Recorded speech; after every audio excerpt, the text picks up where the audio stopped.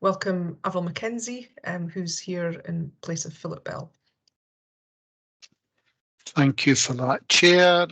Members and all participants are reminded that this session is being recorded and will be screened publicly at a later time. To confirm the voting membership for correct purposes, I'll restrict it to that. I have yourself here, Chair. Councillor Leslie Dunbar. Yes, I'm here. Thank you. Councillor Philip Bell has indicated his apologies, and we're now joined by Councillor Avril Mackenzie. Here. Thank you. Councillor John Cook. Yep, I've topped up the caffeine and I'm back. Councillor Sandra MacDonald. Present. Kim Crittenden. I'm here. Alan Gray still has his apologies, and John Tomlinson has also now given apologies for the second part of the session. That is you correct, Chairman. Okay, thanks, Derek. So we'll now move on to item 10, which is the IJB and Aberdeen Health and Social Care Partnership Annual Performance Report. Alison, do you want to say a few words by introduction to this item? Yes, thanks, Luann.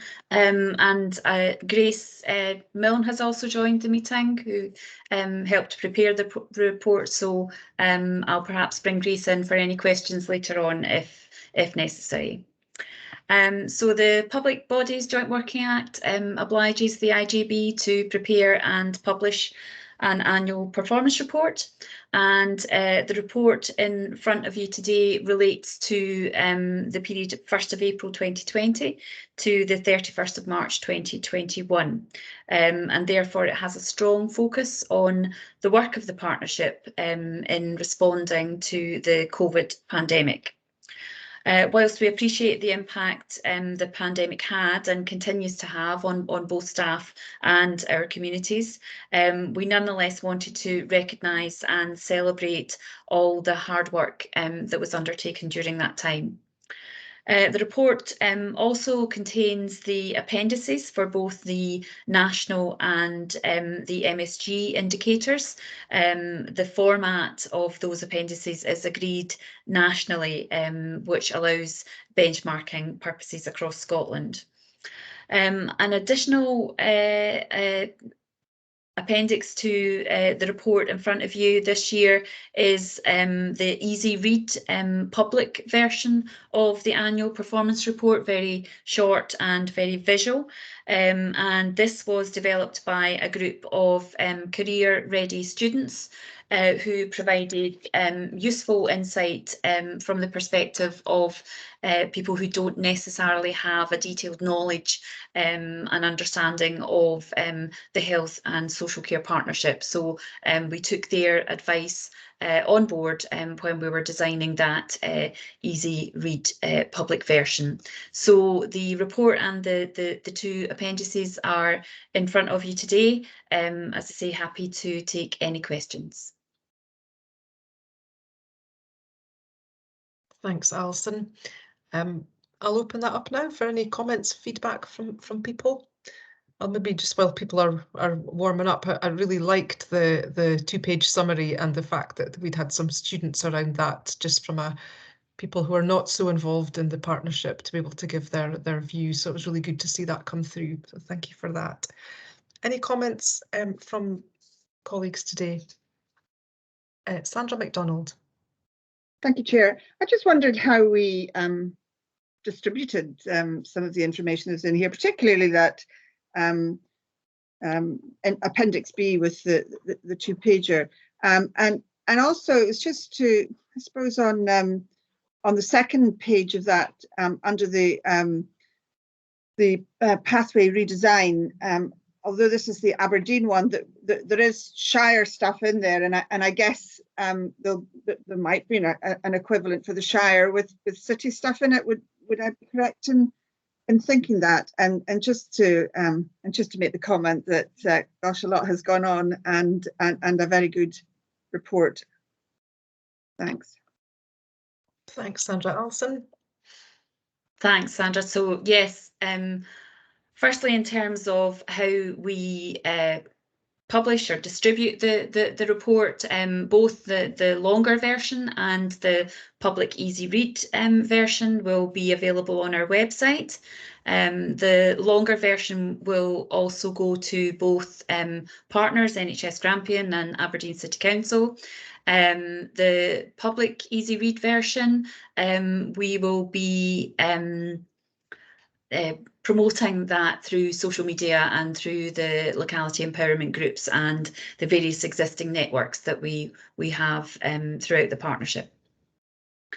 In terms of the frailty pathway is hosted within Aberdeen City, but it is a system-wide pathway. So it's right, I guess, that we report on the full pathway within our annual performance report. I would imagine, I haven't checked, but I'm sure Aberdeenshire will also be commenting on the work that they are doing in terms of contributing to that overall pathway within their performance report. Can I just, for my own development, if you like, I mean, the word frailty to me always has envisaged older people. Would that be correct, or can you be frail and young? So I'm not clinically qualified to respond to that, but I understand in terms of frailty, it does tend to impact on elderly people. I don't know, Sandra, did you want to come in there? Sandra McLeod, sorry. Yeah, I will do, Alison. There's a set definition round about frailty which we use round about the pathway, so more than happy to share that. Councillor MacDonald, so I can share that within the briefing, or make sure that we can add that into the minutes for helpfulness. Thank you. Thanks. It's really a good point, and important that we understand the terminology that's being used. So yeah, it'd be helpful to see that around the IJB. John Cook.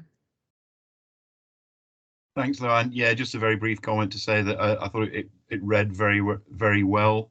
Some of the stuff that we talk about can be prone to jargon, but actually I thought it was nicely done in plain English. So well done. And I thought the kind of the thank you strapline was entirely appropriate given the circumstances. So thanks and well done. Thanks, John. Yeah, it is.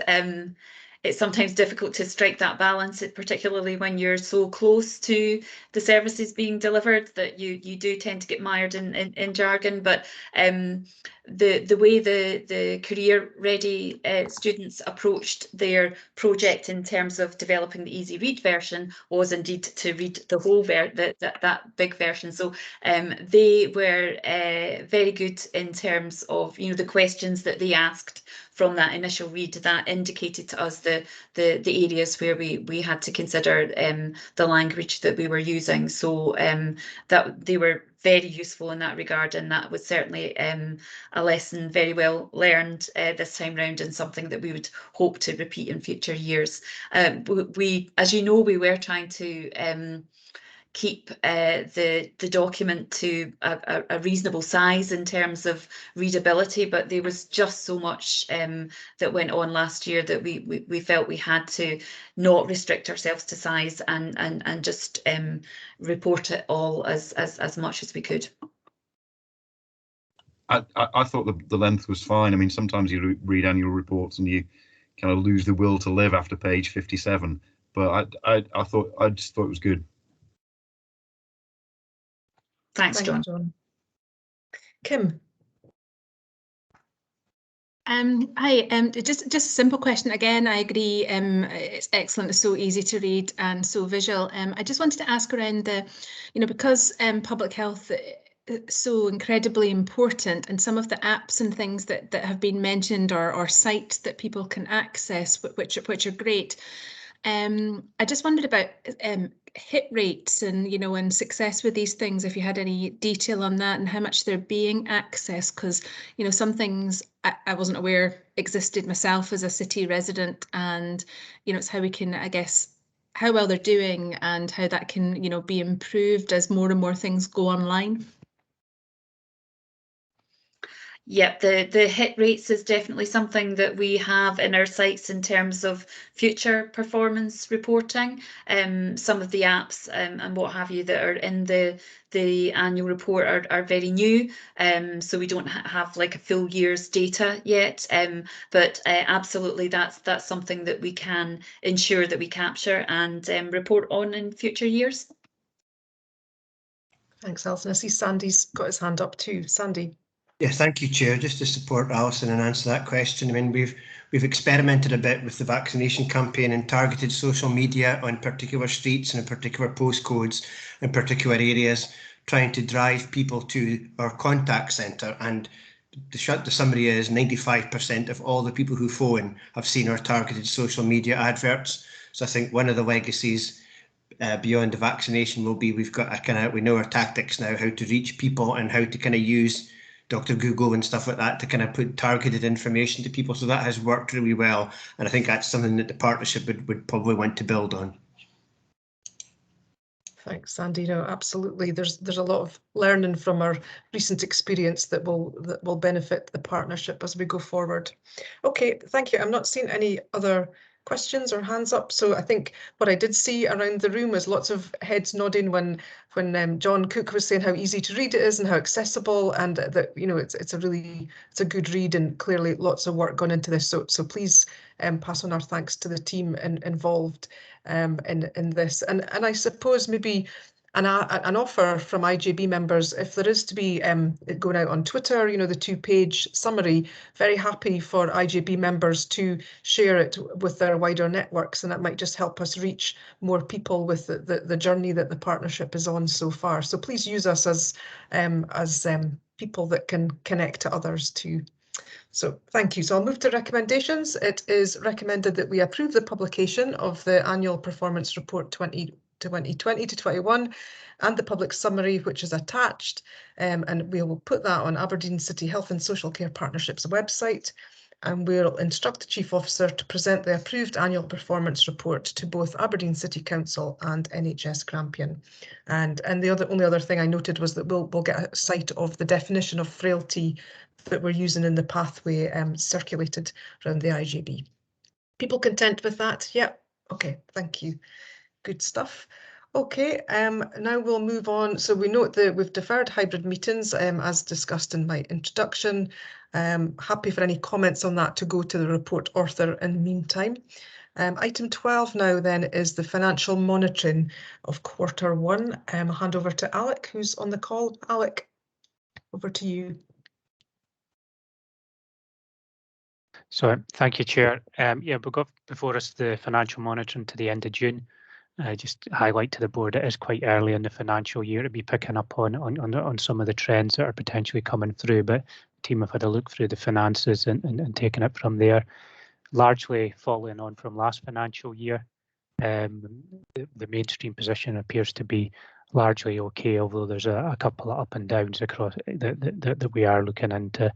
And there is additional funding required from the Scottish Government in relation to the costs of COVID, and this was that funding was provided last year and will be provided this year as well, I understand. So working our way on that basis, but it's largely just a follow on from what we were experiencing last year and how we progress. Chair, I'm happy to take any questions. Thanks. Alec, I'll open that up for colleagues now. Any comments or points that people want to raise? Okay, I'm not seeing anything. Alison Murray. Hi, Alec. It's probably a question you're going to have to take away. I should perhaps ask another time. But there was an uplift of 1.05 million on the amount of money provided for the Carers Act Implementation Fund. I was wondering how that has been spent. Thank you. That money has been allocated within the council side of our budget, so it's sitting within one of the lines within there, and I think we're waiting on proposals coming back around about that, but I will bring back information on what's likely to be spent around about that, and of course any approvals above £50,000 will need to come via the IJB. Thank you. Okay, thanks, Alec. I'm not seeing any other hands up at the moment, and we know that obviously our financial position will be further looked at later in the year, so this is just a very early update. So thank you for that. And we are asked to note this report in relation to the IJB budget and the information on the areas of risk and management action that are contained, and also to approve the budget environments indicated in Appendix F. People content with that? Yeah. Okay, I'm seeing nodding heads. Thank you, folks. That's great. Okay, now we'll move on to the vaccination blueprint that we have before us today. Who's going to be introducing this item for us? Chair, I'm going to ask Caroline Anderson, who's done the work for us, to introduce that. Okay. Hi there, thank you. So you'll have a copy of our refreshed immunisation blueprint, which we developed following our shared learning from last year's flu and from this year's COVID vaccination programme. The blueprint highlights our partnership working with local communities, hubs and places of worship, and we hope that this approach will continue for our longer term delivery of the wider vaccination programme. Throughout the process, we've consulted with communities, and this is also fed into the blueprint that's in front of you today. So I'm happy to take any questions that you have on our blueprint. Thank you. Thank you, Caroline. I'll open that up for colleagues.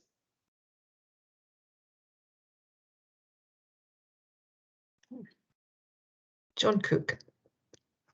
Thanks. And just to confirm, I think we heard earlier in the meeting, I think from Sandy, about the fact that we might not be doing COVID boosters and flu together, although we might be doing it, but the current assumption is that we probably won't. Is that? So at the moment, the assumption that we're working on is that our immunosuppressed and our care homes, that we will hope to co-administer a third vaccine, COVID vaccine, along with their flu, but everyone else at the moment is likely to be administered separately, but we're awaiting JCVI guidance around that. Thanks. And then just a general comment in terms of, obviously we've been looking at this issue, particularly with the COVID jags and the flu jags over a long period of time.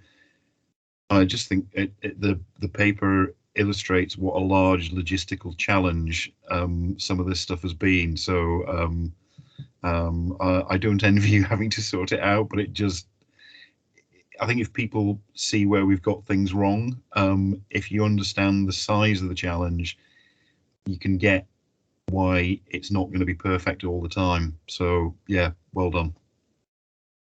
Thank you. Thanks, John. I'll now go to see Kim Cruttenden and then Alison Murray. Yeah, thank you. I may have missed this in the report, or maybe it's just not the detail. I wonder if there was a plan to use community pharmacies for any vaccination in a more extended way. I remember from conversations, IJB, I can't think of within the year certainly, around how community pharmacies in some boards were used differently and perhaps more extensively. And I know this year I think they were used for mop-up of the high-risk patients, but not in the initial phases. And I wondered if that was going to change this year, or if there were discussions going on about that, considering they're, you know, right across the city and in all the local areas. Yeah, so at the moment, we are liaising with community pharmacy around their support within the vaccination programme. At the moment, they will be undertaking all our private nurseries and doing mop-ups for schools and school teachers, those that are unable to be in school on the day of the vaccinations. And we're also looking at them supporting with mop-ups for the wider programme as well. Okay, thank you. Does that answer your question, Kim? Yeah. Alison Murray.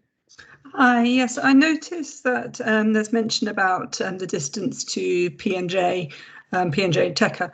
I was wondering if that now we're coming down the age groups with the COVID vaccine and the younger one, and perhaps there's less incentive for younger people to get the vaccine, whether the fact that the main drop-in is out at Teca is now just a bit too much of a barrier for people who have got sort of a much lower level at which they set their barrier. Yeah, so we've opened up quite a few additional venues for our, certainly for our younger age groups as well. We've started some V in the Parks. I don't know if you've seen them advertised, where people can come along. We've also had we've had one clinic at Aberdeen Football Club, and we've got another planned coming up shortly, and also clinics at the Beach Ballroom and various other sites throughout Aberdeen City. Some of our community clinics have been predominantly looking at second dose clinics, but they're all being opened up to first and second dose clinics. We really are at the point that we don't want to be turning anybody away. We want to be engaging as many people as possible, and having as wide a reach as possible. So I think for the past few weeks, we've had a community clinic on nearly every day within various areas of Aberdeen. Thank you. Thanks, Alison. I see Sandy's got his hand up, and Kim, did you want to come back on that point? Yeah, and you come, Kim, first. It was just a quick follow-up, and I appreciate, I've seen lots of these initiatives around the V in the Park and things like this. I just wondered how successful they were, and just bearing in mind, I may not be accessing all of the realms of social media and the television, etc. But the only place I ever hear about these things are actually on the NHS Globals, which of course, that's fine for me, and I know I'm not a youngster anymore, but I just wonder how you're accessing these young groups and making sure that the message is out about these initiatives, which are excellent, and then has there been good uptake? Yeah, so we've had various ways of trying to communicate. So social media is one of the ways that we communicate. We've had on Twitter as well as on Facebook. We've had the local radios have picked up. So North Sound, I think, came out and did some work at V in the Park, BBC Scotland. We've also been going around some of the local supermarkets. So on the day of the clinics, we contact the local supermarkets and they put out tannoy announcements there as well. We've been in contact with a lot of the colleges, and we actually have quite a few healthcare support workers that tend to go out on the streets, wherever we're having the local clinics, have a walkabout, talk to people. So the V in the Park particularly, we had a lot of interest on the day. It was a hot day, and it was more about promotion. So a lot of people came up and had a chat with the vaccinators about various things. So it's not just about vaccinating, but it's also about the promotion as well. Sandy, I don't know if you wanted to come in. I'm happy to, but I want to just check that there's no further kind of direct questions. I might mention in a second John Lewis and education kind of work, but I'm just happy to allow it in case anybody else wants to ask Caroline something just now. Thanks. Well, I just carry on, Chair, then, would I? Yeah, okay? just you go for it, Sandy. You're next, as I saw anyway. Give an example. I mean, the last example, the Beach Ballroom, where they drop in and stopping people on the pavement, had 176 people, and they were all sort of really, really, really young. It's because I'm old, but they were really young, so that they're kind of really active doing that. But just to highlight a couple other things, it's in the paper, and you were seen in the social media or in the news and whatever. From the 6th of September, we will be starting vaccinating, not just COVID and not just flu, but vaccinating at the former John Lewis. So you'll have seen some publicity around that will be there for the foreseeable. Caroline and her team are doing a brilliant job, kind of night and day, facilitating construction guys, taking up floors and putting down new floors and all that stuff. So we'll be probably going on a bit more front foot around the media and doing some show kind of walkthrough videos, but really just to highlight, we had a lot of comments about P&J is too far away, and although we're getting quite a few hundred walking in every day to P&J, we are going to be in the city centre, so that's very accessible and very bus friendly and walk friendly and all that stuff. And I think just to highlight also, we're working very closely, particularly Fiona's got great relations with education colleagues, and we're teeing up trying to do some school work where basically we use the school to support us to promote vaccinations, and possibly, this is not a confirmed, but possibly have staff there during the day and the youngsters allowed to nip in and out of the class or at breaks to get their vaccination on site. So we're experimenting, working hard with that sort of approach, but I suspect the city centre location will make it a lot more accessible for the vast majority of people. Thanks, Sandy. That's really helpful to hear that. And of course, the numbers that are engaging are monitored very closely, and using live data. So we'll get reports on that in terms of impact. So great to hear. Now, Sandra McDonald, did you have your hand up, or has your question been answered? But Sandy has answered it. Thank you. Great. Okay. So I'll now go to Mike Adams, and then see John Cook. Thanks, Chair. It's just a comment, more than anything else, Sophia, a totally non-clinical and certainly in a young point of view. I've seen two of the drop-in in action, and I have to, number one, first off, commend the best diplomatically proactive staff that there was there, that certainly in the Mastic nobody was getting past. So I have to say that bit, and I certainly took advantage of that and made sure that my youngest son, but you wouldn't even class as young, he got vaccinated there. So I have to say that bit is, again, anecdotally, that I've been told, a really big success, no matter the numbers, because every slice you're cutting into it counts. So that bit, Kim, has been, yeah, I've had good feedback for that, and usually what you get for that is finally coming back to this bit, Kim. So that's great feedback. Thank you, Mike. John Cook. Thanks, Lyle, and apologies that I forgot to ask this one earlier.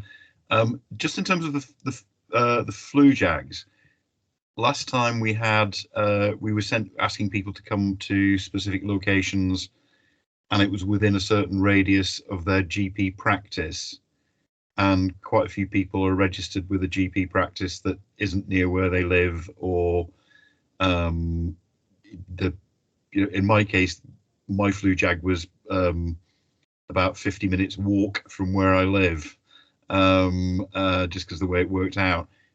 Are we looking to bring people based on the postcode where they live, or are we still doing it on the basis of where their GP surgery is? So it'll be based on your home postcode, depending on your age. The initial letters that will be going out will provide you with an appointment with a location and a date, but you will be able to either call the call centre and change that, and you'll have the opportunity to book into any of the vaccination centres, whether that's in Aberdeen City or Shire. So for example, if you live in the Shire but you work in Aberdeen, you'll be able to go to the location of your choice. For the younger age groups, there'll be a portal, and they'll be able to go on and book their appointment date and time themselves. And when I say young, I mean from I think it's under 70s. I love thank you for that. Thank you for saying that under 70 is young. That's great. I'm very, very pleased to hear that. But no, I think that's really helpful, because I mean, I use my example, but I know, for example, there were a fair number of reasonably elderly people in, say, Rosamount, who were being asked to go to Northfield Academy for the flu jag last time, which is a bit of a drag for them. But so no, what you've said is really reassuring and really helpful. Thanks. And just to confirm, we'll also, for our older age groups, we will be opening a lot more additional pop-up clinics within the communities. So it won't just be, I mean, we'll have the centre at John Lewis, and we'll have a smaller centre at Bridge of Dawn and Airy Hall, but there will be additional pop-up clinics. And I think that's the learning that we've used from the COVID programme about having all these additional community pop-up clinics to bring it closer, certainly for our older age groups as well. Thanks, Caroline. Alison Murray, final hand up, I see. Hello, sorry, another thought. Carers can be a bit hit and miss in terms of getting being in contact and being recorded as far as for flu jabs or even the COVID booster. I think they're going to be, I've heard tell they might be in the COVID booster scheme. Have you been recording as carers everybody who's come through the COVID scheme as carers to get their jabs in order to be able to remind them to have flu jabs and call them for flu jabs? I see Sandy's hands popped up. Sandy, Yeah, do you want to come in on that point? Yeah. That's okay, Caroline. Sorry, Caroline. No is the short answer. We don't record everybody as a carer because people can, once they may be a carer and not tell anybody who turns up. They can self-register, so there's a self-registration as carers. We could identify that across Scotland and Grampian and Aberdeen. But I would give assurance that we spent a lot of time linking to the local care agency and kind of highlighting to them, are they getting all the information, were they writing out to their people, not asking to give us their database, but confirming. I phoned them several times to check, have you sent this out? Do you know about this? So we've been working with the local carer agency as best as we can, but not everybody would necessarily be known to us as a carer, because you could have turned up, I might be a carer, but I just turned up and got a vaccination. So we're working closely, but nobody will be able to give that figure comprehensively. I was wondering about carers got picked up earlier in the COVID jab scheme, round about March time. Younger carers, the older carers might have been picked up by their age, and so they would have registered specifically as carers. I was wondering if that was noted at the time. Yes, is the answer to that. And would they be called up as carers then? I would imagine, this is emerging, I would imagine if that was in March, then 6 months later, the kind of general sense is you have to be 6 months from your second one to get your third one. And I would imagine that they would be close to, if not at the start, but close to the start of the kind of the third booster, if you like. But that's still to be confirmed by Scottish Government, unless somebody, Caroline or otherwise. I don't think we've had that confirmed yet. And would that list be cross-linked with the flu jab list to call in if people had gone along in March because they were carers for the COVID jab? Would you have recognised that enough to have been able to call them in for the flu jab? I suspect that those two lists are not as scientific as to be able to be at a national level. I would be surprised if they could do that at a national level. Okay, thank you. Okay, thanks for those questions. Shona. So Shona's hand up. Hi, yeah, mine's just a bit of a technical question. So it was just about the flu vaccines, because I know when people were getting their COVID vaccines, they were actually identified whether they would have a potential allergy to it, and I can understand that with a new vaccine. However, with the flu one, because of the latex stopper actually within the vaccine bottles, I just wondered if that had been addressed with people with latex allergies, or there's something similar for the flu vaccine, or if they had an alternative. So it's a bit of a technical question, so sorry about that. I see Fiona Mitchell-Hill's got her hand up, maybe able to come in on that point specifically. Thank you, Chair. And I would need to double check, but the flu is it's all a pre-filled syringe. So it's not like it was, we don't withdraw it, we don't pull anything up for that. So I'm not aware that that was an ongoing issue, but because it's all pre-filled syringes that we just administer. But Kim will definitely know more than I do. Yeah, no, it was last year. There was actually a situation with using latex stoppers on the top of the bottles. So no, it would be interesting just to know if it is just a one dose. So if you want me to comment, yeah, just as Fiona said, it's not an issue with the flu vaccine, right. But it is with multi-dose vials, which is what we'd be using for the COVID vaccine, but not for flu, because they're all pre-made, ready to go. You don't have to withdraw anything, so it's not an issue. Excellent. Okay, thank you.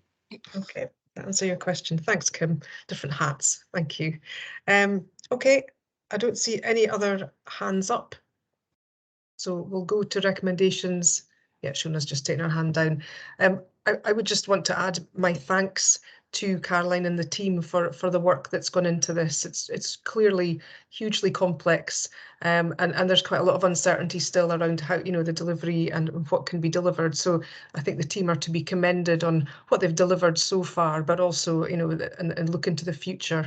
And what I really like about the plan is the importance of the learning being built in from our previous experience, both positive and negative, but also that we're really recognising that different things need to work for different people. So we're thinking about different community groups very carefully and being very mindful to reduce barriers to access. So I think really to commend and thank the team for their work on that, and look forward to the updates. There's a number of recommendations. I will read them, and hopefully if there's anything anybody wants to raise, please raise your hand. Otherwise we'll take that as agreed. So we're first of all being recommended that the IJB note the progress made on the mass vaccination programme and flu delivery in 2020 and lessons learned from both. That we agree to the implementation of the new service delivery model for vaccination services as outlined within Appendix A, with effect from the end of August 2021. We note that fixed term staff funded by COVID funding will be in place to deliver on the extended flu and COVID booster until the end of March 2022. We note the identified funding stream required for COVID-19 booster and extended flu as outlined in paragraph 4.2 of this report. And we make the direction as attached at Appendix B and instruct the Chief Officer to issue the direction to NHS Grampian. Okay, I'm not seeing any hands up, so people are content with that. So thank you very much, Caroline and the team and everyone that's around this. It's such an important area and we're hugely appreciative and impressed with the work so far. So thank you. Okay. Thank you. Well, thank you. We'll move on to the next item, which is the Navigator report. Who have we got speaking to this report to introduce this today? Oh, I see Simon. Simon Gaynor, Chair. Yeah, over to you, Simon, if you want to introduce the Navigator report. That would be helpful. Hello everyone, Catherine Ritchie, who is a consultant in emergency department, is also on the call and joined the meeting. So she's been instrumental in generating this idea and this development. So hopefully the report is fairly straightforward. Navigators is a development, a service, a project instigated by Medics Against Violence, which is a collective of medics working in the emergency department to reduce violence, and as a result of that work they've kind of expanded their scope to include a number of social issues that they want to try and address to reduce the footfall in emergency department, which is about sort of recognising that for some people there are sort of quite complex health and social care health and social issues in the community that maybe mean that some people end up in the emergency department more frequently than others. So this is being proposed as a test of change over 2 years to examine the benefits of the project and to help us with, in particular, people with drug and alcohol problems receiving good support in the community after having attended the emergency department.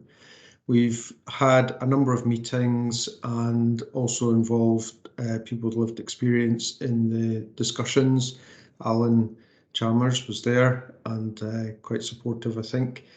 So hopefully if he's has a mind to, he'll help us describe any issues or thoughts he might have. Catherine, if you want to add anything further, just to set the context.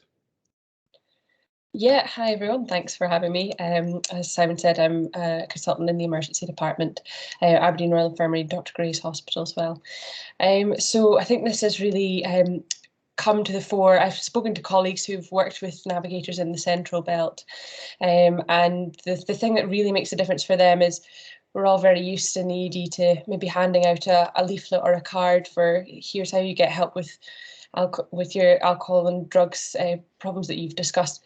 The reality is people, when they come to the emergency department, are in a point of crisis. They're not in a mindset to really properly engage at that point in time and commit to things. So navigators are based in the emergency department with the patient's consent, they will contact them in the community, maybe visit them at home or somewhere suitable for them, and really touch base with them once that kind of original sort of cloud of crisis is passed a little bit. And that's where they can make the most meaningful input. And they're great. It sounds like they've been great for helping out with things like drugs, alcohol, homelessness, domestic violence, and also reducing repeat attendances in the emergency department, which is not where they want to be at any point in time. So it sounds like it's made a huge, huge difference from speaking to colleagues down south. So I think it's only right that we offer it to people up here as well. Happy to answer any questions of what I know so far, or any specific ED type questions relating to this as well. Thanks, Simon. Thanks, Catherine, and welcome, Catherine, coming to the IJB today. I'll open this up then for comments or questions from people. Maybe not to put you on the spot, Alan Chalmers, but if you had anything specific you wanted to add, it would be great to hear your thoughts. Well, my thoughts, as always, is we're there to support people and help people and get them into the recovery. And when the people at that moment in time, when people are in a place that are chaotic and they don't know where to go, and if we've got somebody just to direct them or meet them, and as well, we have got well at the moment because of the pandemic. But before that, we actually had volunteers in the hospital at the alcohol ward, who and that volunteer would help speak to the person there and guide them or support them if they were with their support, and they would get engaged with services who would help them in their recovery and support them. And I think this is well, to me personally, this is a great idea when people are really struggling and they need that support, and that would be a great initiative to give up people that help and support and hopefully point them in the right direction and give, and as I keep saying, on their journey in their recovery, and hopefully this will be the way forward. And as we say with the, well, at the moment as well, with it's always about the drug deaths, and now it's the alcohol deaths as well. It's just getting as bad as well. And I think you have to take the initiative and to support these people and hopefully get them into recovery. And yes, I just think it's a great idea, And I could also mention that I was actually at the presentation, and the way they speak about it is like the navigators are actually people that's been in same sort of situations themselves, and they've got a good idea of what they're going through, and they actually get trained as well so they're not just thrown in at the deep end, as I say, because they've got a good idea and they've got to get that support and the training as well. So that's fine. Yes, thank you. Thanks, Alan. That's really helpful to get your perspective. And it sounds to me like not only does it help people when they're in crisis, but people who are further on in their recovery, it gives them an opportunity for employment and contributing in a positive way. So yeah, sounds very good. Any other comments or questions from other IJB members? I see Kim, and then we'll go to John Cook. Just a bit of curiosity, really. Just noting that it says in Aberdeen, people with mental health problems are 3 times more likely than the general population to attend ED. Is that the same across Scotland, or is that partly due to access to services? Do we know, Katie, or anyone? I don't know the exact figures, but I would imagine it would be pretty close to that, just with times of day of need for access to that. Obviously, these things don't tend to fall within the 9 to 5, Monday to Friday type framework. It does tend to be in the kind of less sociable hours, when the ED would be basically one of the only places that's open and available. So I would imagine it's fairly similar. Thanks, Catherine. John Cook. Yeah, it was just to say, I mean, Simon and Catherine have turned up, and this is going to be a very, very short item. I just wanted to say I haven't got any questions, not because I didn't engage with the paper, just simply because it just looks like common sense. Thanks, John. I think it's still worth saying. Definitely. Sandra MacDonald. Thanks very much. I'm guessing that the process measures around number of hours that navigators will be operating. There's no way that 2 people could cover 24/7, so there will be, I guess, data available to show where the peak times that they would be best to be in place would be. And secondly, I mean, I think it's a great initiative, and you know, and it's good that it's worked in other places and it can share, you know, share that across this piece of work. But what's the where does this come back when the 2 years are up and we're looking at funding sources for year 3? Does that come back to the IJB or how does that work? I think Sandra's going to come in on this point. Yeah. Yeah. Yes, it's a very good point that you raised, Councillor MacDonald, and I think that some of the discussion that we've been in with the working group roundabout with Catherine and Simon and other colleagues round about this is very definitely that the proposed outcome measures and the process measures will help us look at that within that 2-year period. So year 1 will very much be about just embedding, building that in. Year 2 will be firmly about evaluating, but also looking at what difference that's making within ED, and then with a plan to look at long-term sustainable funding built within the already financial models that are around. So I think that any areas that we are doing, just exactly as you suggest, can't be looking at constant non-recurring funding. We need to figure out a way of what the differences it makes and then how we can fund them for the sustainable period and for the long term. So absolutely that'll be part of the evaluation and part of the process that's ongoing. Thanks, Sandra. I think that's really important. And can I ask just a follow-up, will that be coming back to this board? My understanding it will, yes, it will come back. It'll come back through here as part of that, but the monitoring will be through the risk and audit performance. Yeah, I think the other thing I would say is I would just add, you know, as the IJB will be aware from the paper, this is quite, it's a really good evidence base of integration and how we're working towards with those areas that the IJB has for its strategic planning, its hosted services, as well as our community planning partnership with the ADP, and everything really pulling together to look at how that's working. And in addition, then dovetailing into our Action 15 monies in our wider system. So just a really, I feel this is a really strong example of that whole integrated agenda, how it's working and how all partners across the whole system are pulling together. Thanks, Sandra. Catherine. Yeah, it was just to come in on your first point that you made there regarding obviously not being able to be there 24/7. Yes, that's absolutely right. It will be the out of hours period that they would be based within the emergency department. There are 2 navigators, as you can see, and they would work together for their own kind of safety, really. And from speaking to Christine Goodall, who's basically pioneered this, she says that in the out of hours period, so weekends, night shifts, that sort of thing, would be when they would be based in the emergency department, and they would do some follow-up work in the community with the people with whom they become in contact, and that would happen in more kind of sociable hours, working around the people that they make contact with. Thank you very much, and I'm assuming that there would also be opportunities to work with and signposting other partners and agencies and volunteers and all the rest to pull that all together too. 100%, yes. Yeah, they're not in any way working as a solo entity. They're very much there to, I think, to begin with, the embedding will be partly establishing what's already there and what's access for them to recommend and to refer people to existing services as well. Yeah. Thank you. Thanks, Catherine. Thanks, Simon.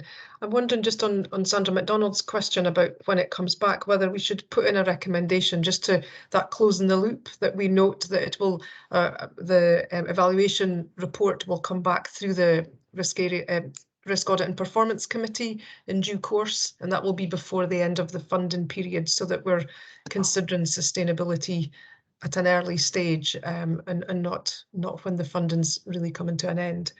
I wonder if that's acceptable. We can maybe add in a recommendation and agree the exact wording with Simon and colleagues offline, but we'll have that closing the loop so that we're clear it does come back through RAP.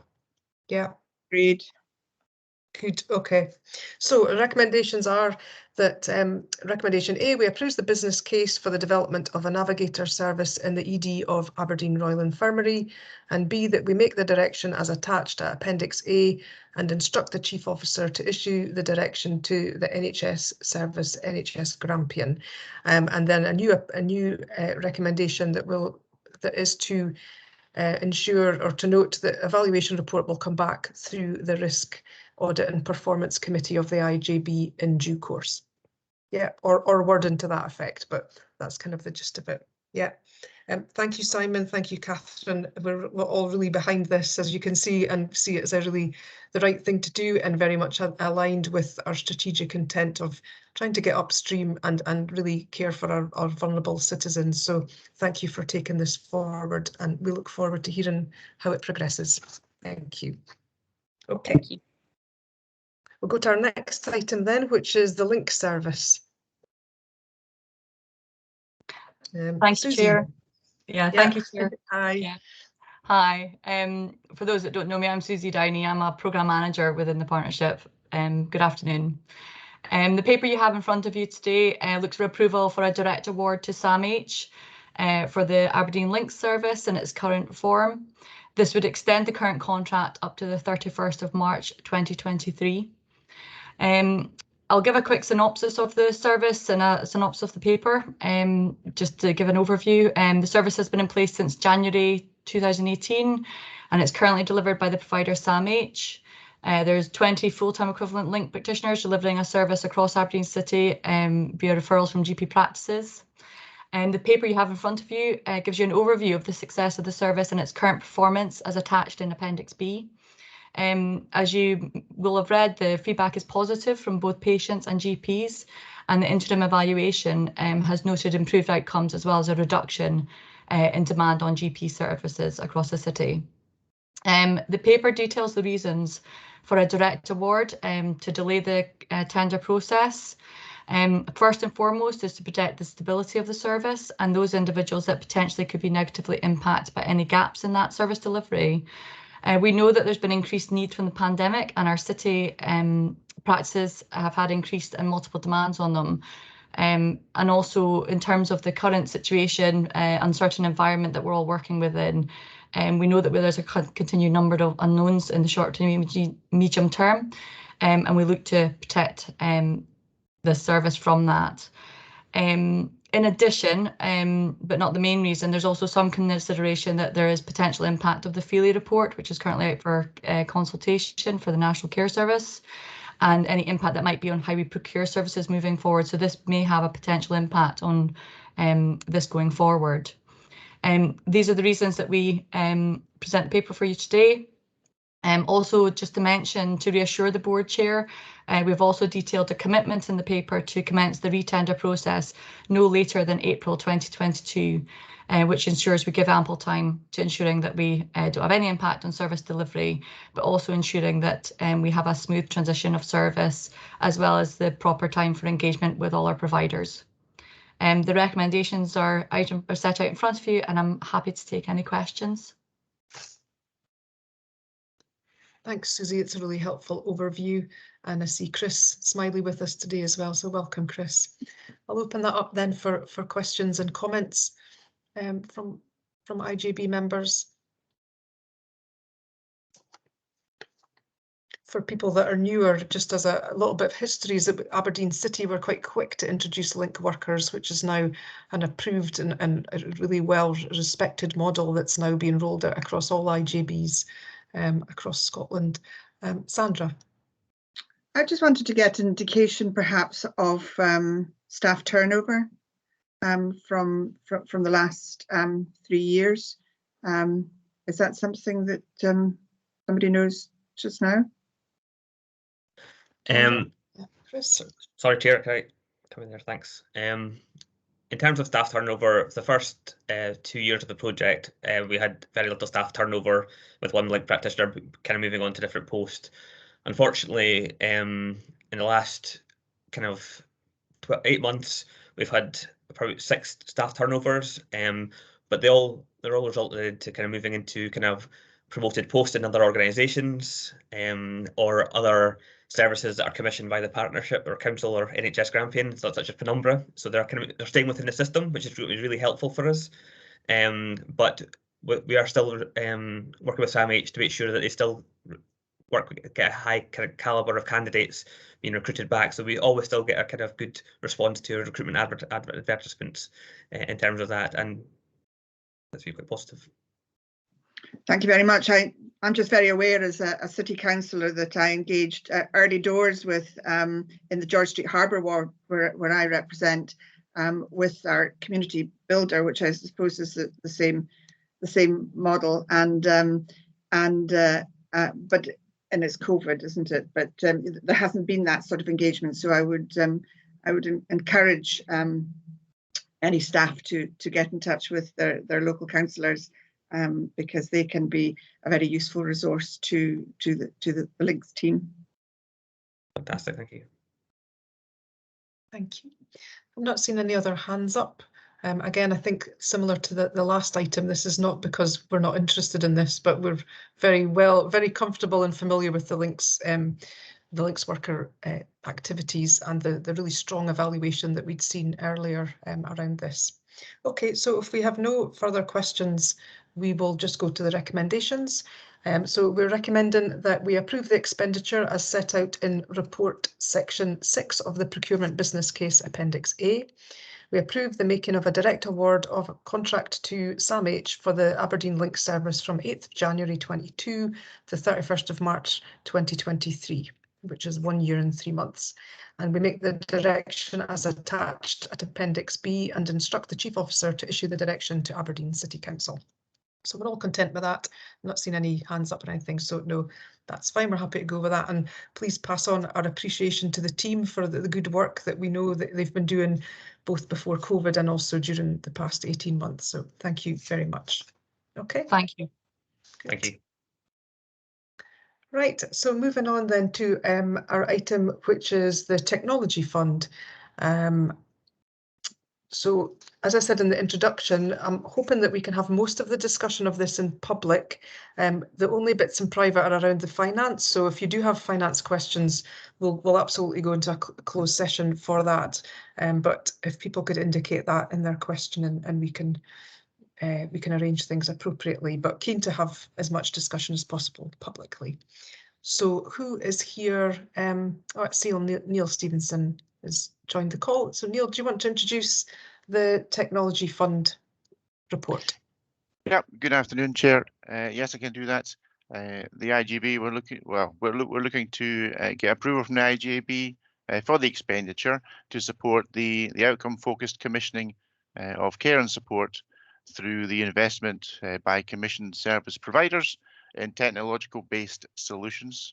We're looking to have that the funding that we're requesting to have that over a 3-year period, starting at the end of or the beginning of year 2. We have now gone approximately 10 months through the care at home and supported living services. That's progressing well, and we feel that now this is the time to start to work on that process. So we're looking for approval for the expenditure. We're also looking for approval to follow the process which is detailed in the report in terms of applications for bids from the providers and taking that forward, resulting in getting the appropriate approvals, and obviously then when we've received bids through the application process, then returning obviously to the IJB to feedback on those bids as they come in and are approved. We have a process which, I've noted in the report, is not completely finalised yet, Chair, but it's close, and I know Anne is here somewhere. Anne McKenzie is here, and she'll be able to detail the specifics of the process, which which I think is noted in 3.8 in the report. Thank you, Neil. Anne, anything you want to add, or will we just open up for questions? So yes, I suppose it's just in terms of the process. We've Susie Downey and myself have worked with the Strategic Commissioning and Procurement Board to develop a process which is really around the development of a business case, which is aligned to our programme management business case, but also takes into consideration our commissioning principles. So exactly the same sort of principles that we would use with any commissioning activity would be that's part of the evidence that people would need to provide for us as they're making bids. And the other thing I suppose that I would like to suggest around the bids is our whole ambition is to work collaboratively with providers on a continued basis. So really, in terms of these bids, it's more likely to be that there are a strategic development around the delivery of those services rather than ad hoc bids that are coming in from providers. So it would be very much working in partnership with providers around, or in collaboration with providers around how that technological support could help with the delivery of services for all of us, really. Thank you, Anne. Okay, I'll open that up now for questions or comments from IJB members.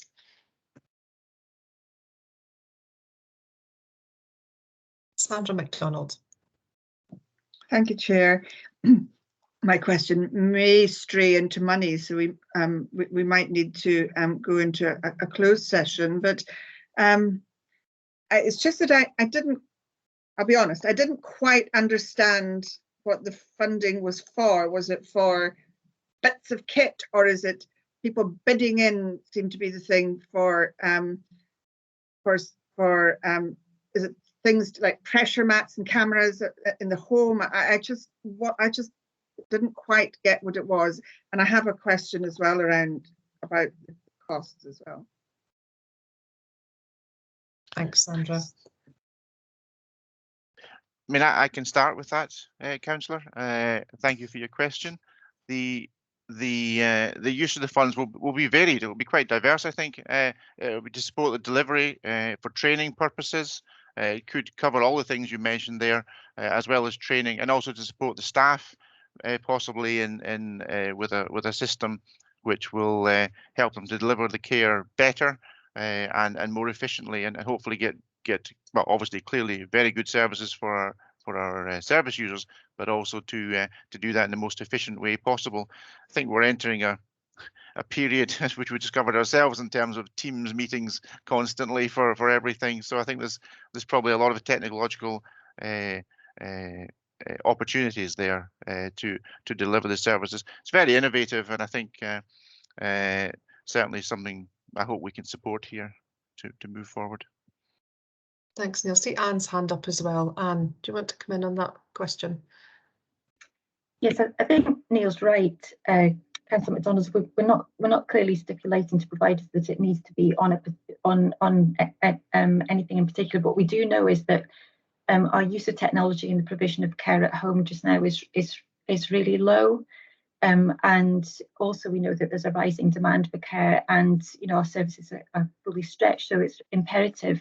The ambition of this contract when we designed it was that this was about us delivering a more modern and fit for purpose method of delivery of care at home, which actually maximises efficiency, but also some of these pieces of equipment afford people a greater level of independence because they or a greater deal of dignity insofar as they don't need as many people providing that care, or they can actually participate in that care to a greater extent themselves. So Neil's right. It's about increasing our use of technology in care at home provision in an innovative way, which maximises the efficiency of that delivery, but also it doesn't compromise quality, and wherever possible promotes independence for people. Thank you. And so will it be organisations? Will it be housing associations? Will it be individuals who are applying through So it would be provider organisations that would be applying for this, yes. And it's just provider organisations. Okay. Yes, it's open to those services which are currently providing supported living or care at home on our commission services. But anybody that we commission to do that. That's much clearer. Thank you. Okay. Any other questions or comments? No. Sandra, you mentioned, did you have a question that you wanted to ask around the specifics of the finance, or does that cover your questions? No, I would like to ask something, but it can wait until the end of the meeting, Chair. Okay. I don't think it will materially affect the recommendations. Yes. Okay, that's just what I'm checking. Very happy to go into closed session if you want to do that, but if you're content, we'll go to recommendations in the public session. John Cook. Yeah, I was just going to say, I actually thought I knew what it was for, and what I thought it was for is what it's for. But I think in terms of Sandra's question, maybe just for future reference, if you could kind of spell it out for the people like me who is a daft laddie sometimes. So it might be quite helpful just to kind of be a bit more granular. Risk of giving you more papers to write and us more papers to read. I just think it might be a bit helpful. Right, that was it. Thanks, fair John. comments. Yeah. Anne? Yeah, thank you, Chair. I suppose as we report back on the bids that have been approved and what that money's been spent on, then I suppose the members of the board will gain a better understanding of what this is about as well. I think, this is new and innovative, so well, we've got a notion about the technological aspects of delivering care. I suppose that's the bit for the future, isn't it? That actually these things will develop as we go along, but providing that feedback will hopefully improve people's knowledge and understanding of how this is being developed. Thanks, Anne. And my reading of it was that it was a good thing that it wasn't too prescriptive as to how it could be spent, because we want our providers to be innovative and co-produce solutions with people. So so I read that as a good thing, but maybe some examples of what it could be used for might just bring it to life for people. Sure, and we'll absolutely get the feedback on what has come out of this in future, so we can see if what we thought is actually what is delivered. Okay, I'm not seeing any other hands up, so are we content to go to approve the recommendations? Not seeing any other comments. Okay, so we are asked today to approve the expenditure for social care services as set out in Supplementary Work Plan at Appendix A. We are asked to approve the expenditure as set out in the Procurement Business Case at Appendix B. We're asked to instruct the Chief Officer to approve grant awards in line with the process set out in 3.8 in this report, and make the direction as attached at Appendix C, and instruct the Chief Officer to issue the direction to Aberdeen City Council. Okay, people content with that? Yeah. Okay, I'm not seeing any other questions. So yeah, we're happy to approve those recommendations. So thank you, Neil and Anne, for bringing this paper, and look forward to hearing the output and the outcomes for people as a result of that. Thank you. Thank you. Okay, thank you. So that brings us to that's all the business on the agenda today. So I'm kind of surprised that we've got ahead of ourselves, but we did miss our presentation, and we'll get that rescheduled on the COVID-19 update from the steering group. So we'll get that scheduled for a different time. Just to note then the date of the next meeting, which is I haven't got the right sheet up, but is it even as far away as November? I think it maybe is. Yeah, Leslie's nodding. It is, it is the 2nd of November, Chair. Okay. It might be worthwhile just to remind members there will be development sessions ahead of that, as per the calendar invites that have gone out for dates on the 21st of September, the 19th of October, the 25th of October. Thank you, Derek. That's really helpful. And also to note that we will have an additional session on the National Care Review consultation, likely in September, ahead of the deadline for submitting. So just nothing more to say then. Thank you all for your contributions today. and I look forward to seeing you at our next development session. So thanks everyone, and go and enjoy half hour that you didn't think you'd have.